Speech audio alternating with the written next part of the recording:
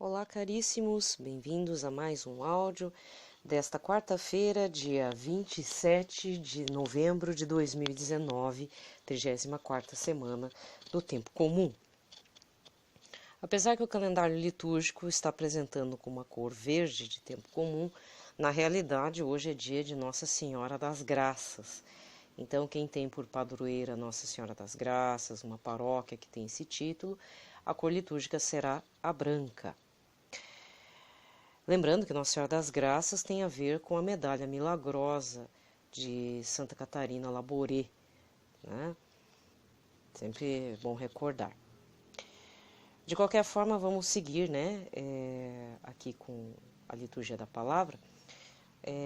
Eu poderia me estender com algumas considerações em relação a essa devoção de Nossa Senhora das Graças, mas desta vez eu vou deixar por conta, né, de alguns canais católicos que podem estar fazendo alguma missa específica, né, para ela.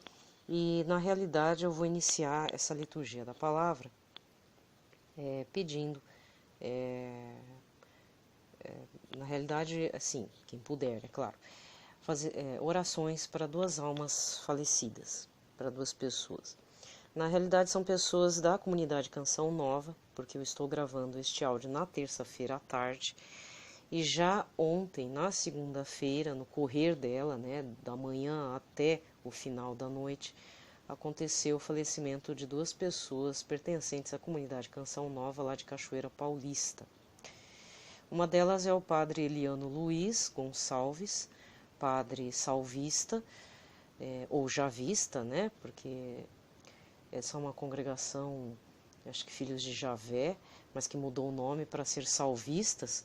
Então, os padres salvistas, eles são têm um carisma diferente da Canção Nova, por exemplo, mas faz parte da RCC e é uma congregação de padres e irmãs encharcados no Espírito Santo. Se for para resumir, seria assim.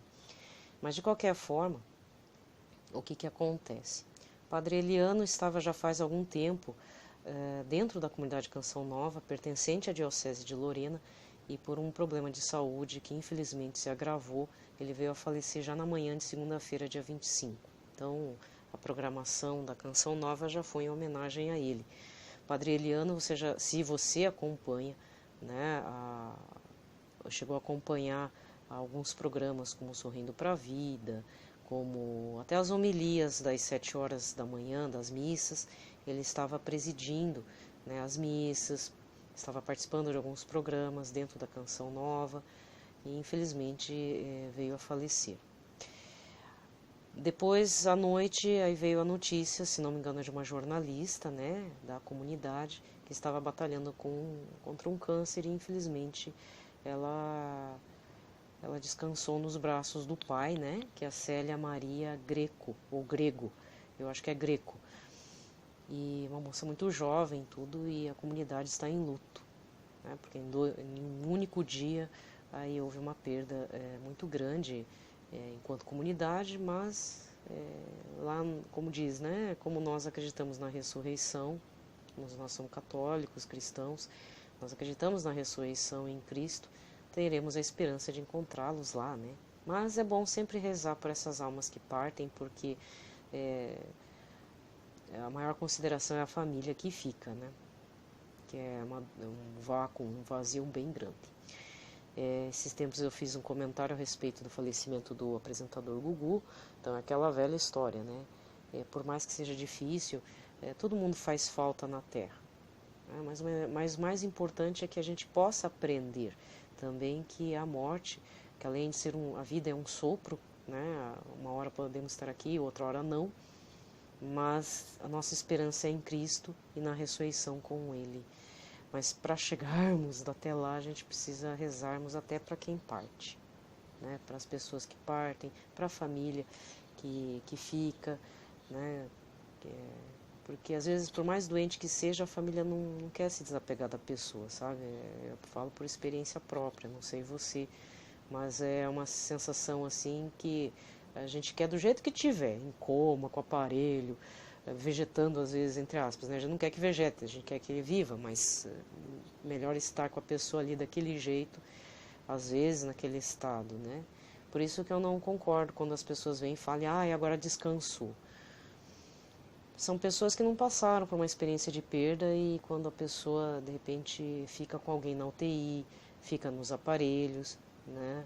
Ou às vezes o filho vai para uma cirurgia, assim, está normal, andando, falando e dá um problema lá na cirurgia, na anestesia e a pessoa volta com problema mental. Isso já aconteceu também. Eu já vi acontecer em algumas famílias, né? Por alguma coisa, ou deu um acidente grave de trânsito, ou levou um tiro na cabeça, e a pessoa não volta mais ao normal. Só que para quem é da família, por mais difícil que seja cuidar aquela pessoa naquele estado, né, nós queremos ter aquela pessoa em nossa casa e nossa vida. A gente não quer que ela morra, né, porque é uma dor muito grande. Então, se você tem essa mania, desculpa falar, eu estou falando porque eu já ouvi muito na época quando meu pai faleceu e eu não gostei, porque são pessoas que não tiveram essa experiência, não entendiam porque que meu pai travou na cama, então falaram um monte de asneira. Então, se você não tem nada para falar, não fale que Deus levou, foi vontade de Deus, não, reze. Melhor coisa é você rezar, fazer missa para ela, falar, olha, meus sentimentos, pronto, acabou, não fala mais nada, porque dói. No fundo, a pessoa queria estar com a pessoa mesmo naquele estado vegetativo, desculpa falar, mas a verdade é essa, sabe? Então, você nunca fale que a pessoa, descansou, não. Descansou para quem? Né? Desculpa, né? Então, por mais que seja difícil, que seja trabalhoso, estressante, às vezes dá um estresse grande, dá uma depressão na pessoa que cuida, no cuidador de idoso, por exemplo, no cuidador da pessoa doente, cuidador de uma pessoa com necessidades especiais, no fundo a gente não quer que ela morra, tá? Que aquela pessoa morra, não é isso. Até porque descansa, mas aí fica aquele vazio, né? Fica um buraco dentro do coração. Desculpa eu estar falando essas coisas de uma forma assim tão incisiva, mas porque eu já passei e falar bem a verdade, esse tipo de discurso são de pessoas que não tiveram uma pessoa para cuidar. Desculpa. Se você não tem essa noção, procure então saber. Visita lá um lar de velhinhos, vá numa UTI se você pode. Converse com pessoas que têm pessoas acidentadas. Nunca fale depois, essa pessoa descansou, foi a vontade de Deus. Sabe? Às vezes, sei lá, melhor rezar pela alma e rezar pela família que fica. Pronto, falei. Então já dei as considerações para o dia de hoje, né? Desta quarta-feira, estou informando, né? O falecimento. E até por conta disso eu acabei esquecendo. Eu ia colocar aqui um vídeo na pasta Ser Católico, em que existe na verdade como direi, é uma propaganda, acho que é uma propaganda institucional, é uma forma de agradecimento e ao mesmo tempo falando da importância do sócio evangelizador dentro da Canção Nova, né? Quem é da Canção Nova, assim, de contribuir, sabe o que é o sócio evangelizador. Tem uma vinheta de um rapaz, que se não me engano ele era o seminarista William, não sei se ele conseguiu terminar os estudos, né? Não sei se ele avançou por conta... que aí ele fala rapidamente de um grave acidente que ele passou, se não me engano, em 2016. Era ele mais outras pessoas, né? Que estavam numa Kombi, a Kombi rolou na viagem que eles fizeram de Cachoeira Paulista para a capital do Rio, e na volta deu um acidente gravíssimo. Houve o falecimento de um seminarista, um outro seminarista teve a parte do braço esquerdo, se não me engano o direito, agora não me recordo, ficou totalmente paralisado porque os nervos foram arrancados, uma coisa assim, então ele não tinha muita mobilidade. E só que esse seminarista William foi o que mais sofreu, só que ele está andando, está tudo bem, né? Talvez tenha uma ou outra sequela, mas ele está muito, muito bem. Mas ele realmente, eu acho que ele quase morreu 2 vezes nesse processo, porque teve muitos traumas, né? Politraumatismos e tudo, mas graças a Deus, ele falando que se não fosse oração, né, do conjunto todo, da comunidade, de todos que pediram orações para ele, acho que ele não estaria lá nem fazendo a vinhetinha de agradecimento ao sócio evangelizador. Até ia colocar aí nesses dias, eu esqueci. Mas eu vou ver se eu acho e já coloco. Se eu achar, né? Mas deve estar dentro dos canais da Rede Canção Nova, porque eu já vi pela TV. Outra informação é que eu coloquei alguns vídeos ali na pasta notícias da viagem que o Papa fez para o Japão, porque como falei nos áudios anteriores, né, como eu sou descendente de japoneses, então eu torci bastante por esta viagem muito breve do Papa na Tailândia e Japão. Assim, não teve nada de extraordinário, mas é um momento muito importante porque é o segundo pontífice que faz a visita a essas regiões, principalmente ao Japão, é a segunda vez, né, que um Papa vai lá. E, inclusive, o último vídeo, ele visitou a Universidade de Sofia, em Tóquio, que é uma universidade católica. Eu já conheci essa universidade na década de 90, né? Existia não sei se existe, mas talvez exista ainda, acho que não. Na minha época de faculdade existia um intercâmbio entre a Universidade Federal do Paraná e a Universidade de Sofia em Tóquio, no Japão, porque uma professora do departamento na época era uma descendente de japoneses, falava japonês, e acho que ela tinha feito um intercâmbio e aberto um espaço. E lá tem o foco maior, lá na Universidade de Sofia, são os cursos de ciências humanas, né? Então, como depois eu saí, ela se aposentou, essa professora, então provavelmente a relação acho que não deve existir mais. Mas eu já tinha ouvido falar nessa universidade. Então, o Papa a última visita dele em Tóquio foi na Universidade de Sofia. Eu gostaria de deixar claro o seguinte, senão o pessoal vai começar a fazer polêmica, vai ficar falando besteira, vai querer que jogue fora a estátua que o Papa recebeu.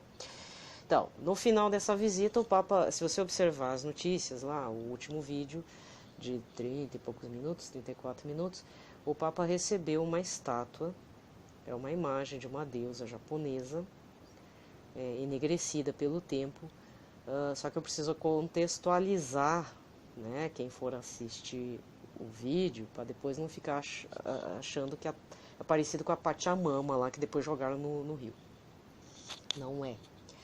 Aquela imagem da deusa Kannon, na realidade, foi o que manteve a fé dos japoneses da região ali, né, de Nagasaki e Hiroshima, que ali era a região em que missionários de São Francisco Xavier né, plantaram a semente da cristandade e houve a expulsão de todos os estrangeiros do Japão. Não foi só os missionários japoneses, os missionários, não foram só os missionários católicos que foram expulsos, foram colonizadores, entre outros também foram expulsos.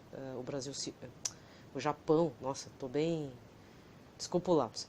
O Japão se fechou para o mundo externo, né? Cortou todas as relações, se fechou até o século XIX para o XX.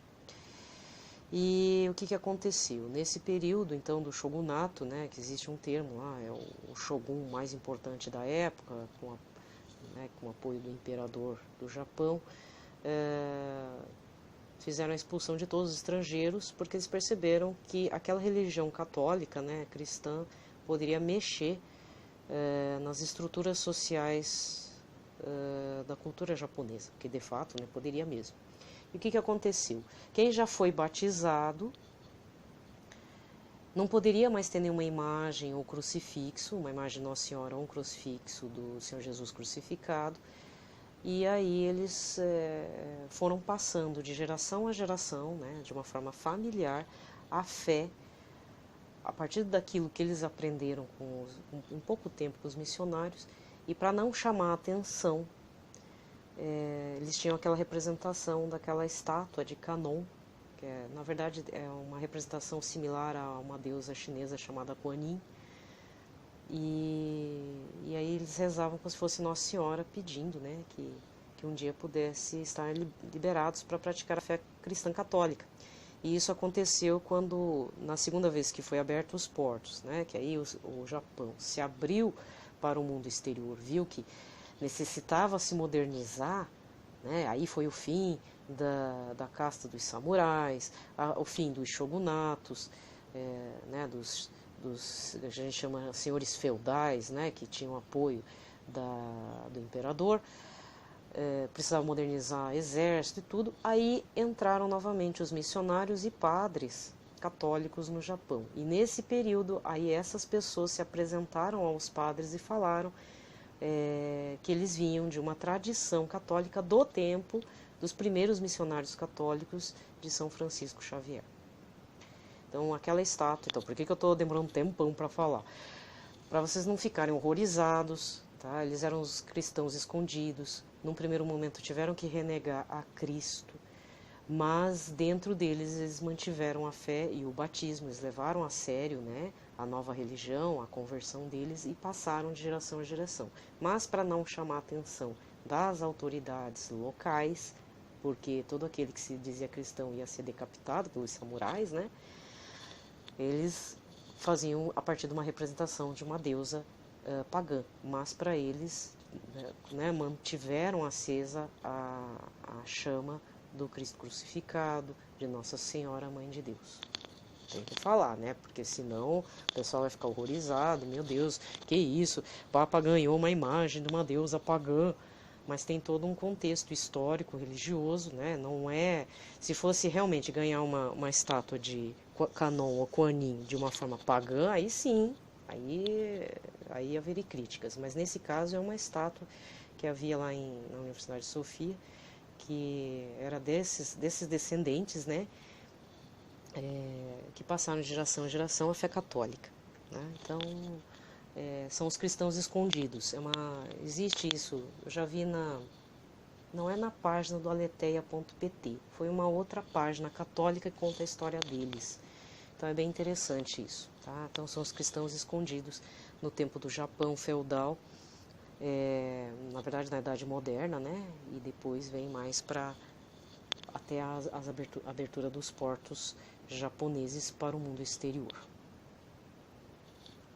Né? Contexto é tudo, né, gente? Senão vai começar a falar abobrinha via Twitter, essas coisas, não é legal. Bem, depois então de tudo isso que eu falei, a gente vai partir para a liturgia da palavra desse dia 27 de novembro de 2019, que é esta quarta-feira maravilhosa, né? Se não tiver maravilhosa, vai ficar. Deus quererá, né? Então vamos fazer o sinal da nossa fé, o sinal da cruz. Pelo sinal da Santa Cruz, livrai-nos Deus, nosso Senhor, de todos os nossos inimigos. Em nome do Pai, do Filho e do Espírito Santo. Amém. A primeira leitura de hoje está em Daniel 5, versículos de 1 a 6, depois vai de 13 a 14, depois 16 a 17 e depois do 23 a 28. Leitura da profecia de Daniel. Naqueles dias o rei Baltazar ofereceu um grande banquete aos 1000 dignatários de sua corte, tomando vinho em companhia deles. Já embriagado, Baltazar mandou trazer os vasos de ouro e prata que seu pai Nabucodonosor tinha tirado do templo de Jerusalém, para beberem deles o rei e os grandes do reino, suas mulheres e concubinas. Foram, pois, trazidos os vasos de ouro e prata retirados do templo de Jerusalém, e deles se serviram o rei e os grandes do reino, suas mulheres e concubinas.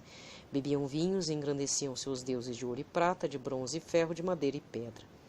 Naquele mesmo instante apareceram dedos de mão humana que iam crescendo diante do candelabro sobre a superfície da parede do palácio, e o rei viu os dedos da mão que escrevia.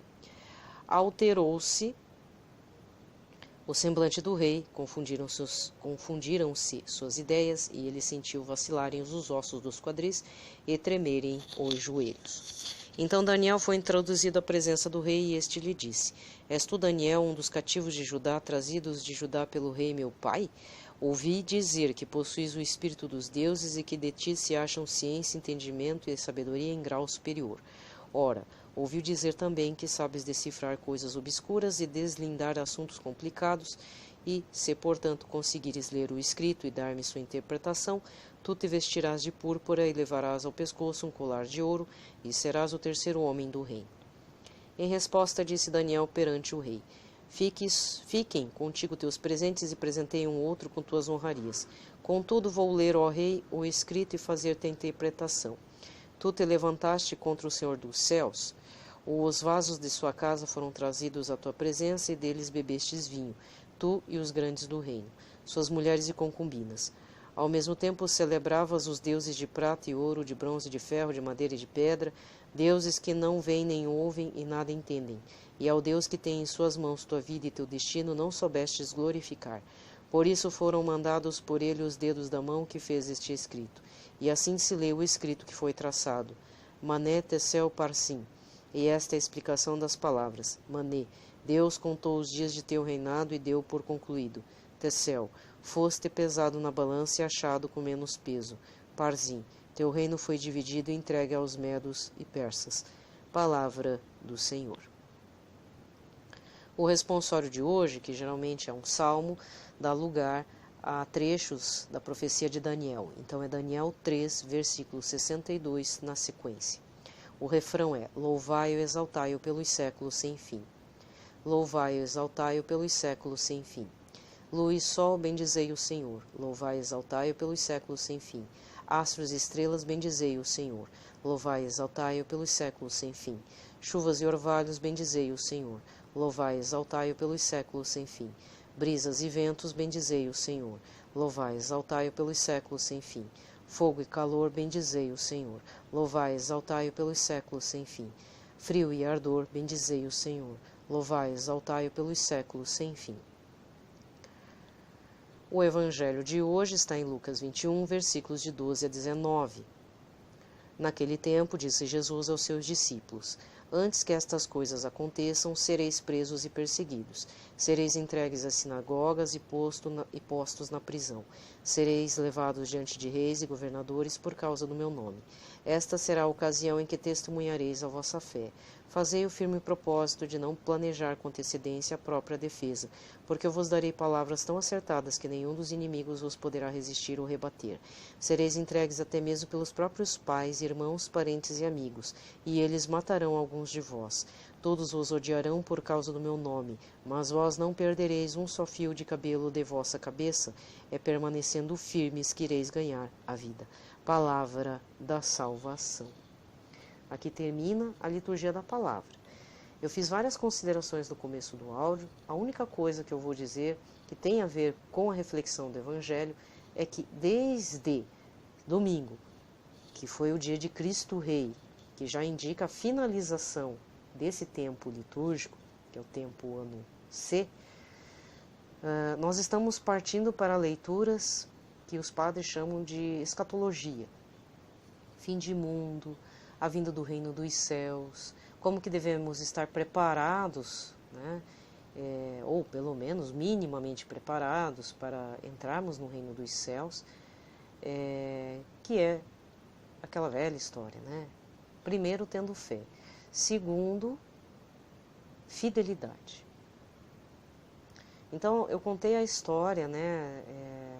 E o vídeo está dizendo. Claro que ele não está falando toda a história, você vai ter que procurar mais detalhes sobre os cristãos escondidos no Japão, desde a primeira abertura dos portos, depois o fechamento dos portos, que acontece no shogunato, agora não me lembro o nome do senhor feudal da época, Tokugawa, se não me engano, que aí ele fica em parceria com o imperador para se fechar mesmo, né, porque eles sabiam que essa vinda dos estrangeiros marcaria o fim da cultura japonesa, que eles tinham com muito orgulho.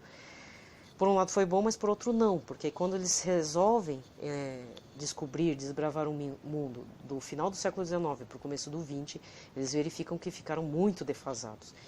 E aí eles abrem os portos, se modernizam, acaba toda uma cultura antiga de castas de samurais, dos shoguns, né, do micro-reinado dos shoguns, e aí os padres católicos, freis católicos começam a adentrar no Japão. E lá, famílias japonesas da primeira leva de batizados, né, descendentes dos primeiros batizados japoneses católicos, se revelam e dizem: olha, nós não somos batizados, mas nossos antepassados o foram, na época assim, assim, assim, e nós queremos voltar para a Igreja Católica. E aí o Papa recebe uma imagem de uma deusa, assim, pagã, mas no coração, para eles, era Nossa Senhora representando o menino Jesus, para não chamar a atenção das autoridades, né? E fazendo memória de Jesus crucificado forçosamente por memória. E depois o povo que vai para a igreja diz que é fiel, né? Imagina, gerações e gerações, foram séculos e séculos.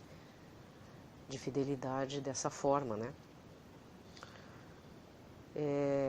Outra coisa que eu queria falar também, por mais que o pessoal fale que são poucos os cristãos no Japão, em torno de 350 mil pessoas, até porque o Japão é uma ilha também, né? Não é assim tão povoada assim. Teve a missa lá no estádio de beisebol, porque o beisebol é o esporte preferido dos japoneses. O futebol veio depois com o Zico, né? O Zico que implementou lá. E vou fazer um parênteses, inclusive. O Zico é considerado o deus lá. O deus do futebol.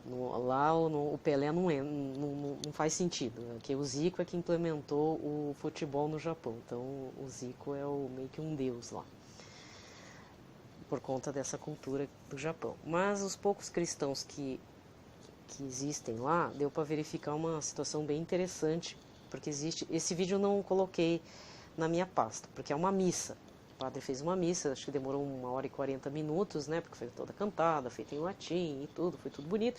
E aí as câmeras pegavam, assim, a parte do pessoal que estava lá e dava para ver muitas senhoras com véu branco, né. Mas, nossa... E depois fala que o Japão não tem tanto católico, né? Você vê como é que é a coisa. Que você chega, se a moça tiver de véu, a pessoa já olha torto, já acha que tá querendo aparecer. Eu, na realidade, assim, eu acho muito bonito, muito bacana, mas a minha crítica com relação a essas moças que estão de véu é assim: tudo bem você de véu, mas por favor, vá fazer adoração ao Santíssimo, né? Você está no local da igreja, existe um senhor escondido lá. Tem gente que vai, parece que tá lá com a correntinha da consagração a Nossa Senhora pelo Neto Monfort, tá com o véu, tá com umas saias bonitas, assim, toda bem apessoada, toda lindinha, maravilhosa, mas saiu da igreja, não faz nem genuflexão para dizer tchau pro Senhor Jesus, né? Então aí fica complicado. E aí lá no Japão você vê todas aquelas senhorinhas de véuzinho, né, branquinho, tudo. Nossa, que coisa mais lindinha, né? Mas é um sinal da fé, né? Eles levam a sério. Tá? Então, essa viagem do Papa Francisco é um momento bem interessante, né? Ele diz que, eu não sabia, né, que ele tinha uma motivação desde a juventude para ir para o Japão. Acho que ele queria fazer como os passos de São Francisco Xavier, né? Mas que bom que ele chegou com o pontífice lá também, porque aí dá mais impacto, né? Quem sabe é um testemunho maior. Mas vamos ver quais são os frutos dessa viagem apostólica, né? Os frutos de fé. Então vamos rezar também pelo Japão, que é um país ali na região do Oriente, Extremo Oriente, são poucos os católicos e ainda assim os poucos ainda são perseguidos, né? Então é só, muito obrigada pela paciência, pela atenção.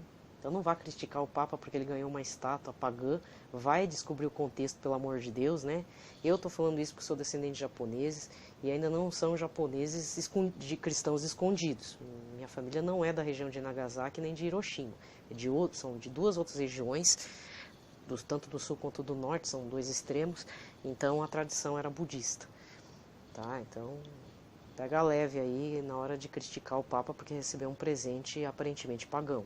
Tem que saber a história, tem que saber o contexto, né? Que tudo tem uma carga maior de fé cristã e católica, né? Então não adianta ficar aí falando mimimi, ficar batendo pezinho e ganhando likes em cima de uma situação que você não... Primeiro que você não entende, segundo você não estudou, e aí você não procurou. Então eu já estou dizendo, ó, antes de vir falar qualquer coisinha, vai procurar sobre os cristãos escondidos lá no Japão no período da primeira leva das grandes navegações, né, grandes navegações mesmo, Idade Moderna, 1500 para diante, 1600, todos os países, todos os continentes foram visitados, foram colonizados pelos países europeus, né, só o Japão que se fechou mesmo, porque tinha um material humano bélico, digamos assim, bélico que eu falo, aí são os samurais, né, que não tinha muitas papas na língua, ou matava pela espada, cortando cabeça, né, então, já era bem violento, que se fechou. O restante do planeta foi todo colonizado pelos ingleses, portugueses, holandeses, etc, etc, etc. Tá? Então vai lá procurar para saber, certo? Mas se você quiser saber de um filme, existe, muitas vezes faz filme, depois esse filme é meio longo, então ele é cortado para virar uma série. Tem um filme e também um livro chamado Shogun. Clevel é o autor. Saiu um filme com o Richard Chamberlain lá, aí tinha uma personagem japonesa chamada Mariko, que ela era batizada católica, e mó confusão lá. Então, aquele é um momento em que o Japão estava sendo visitado por esses colonizadores, né? É uma ficção, de fato é um choque cultural, também é. O livro é um pouco pesado, quer dizer, gente, tanta coisa que a gente vê, né? Não indico para menores, né?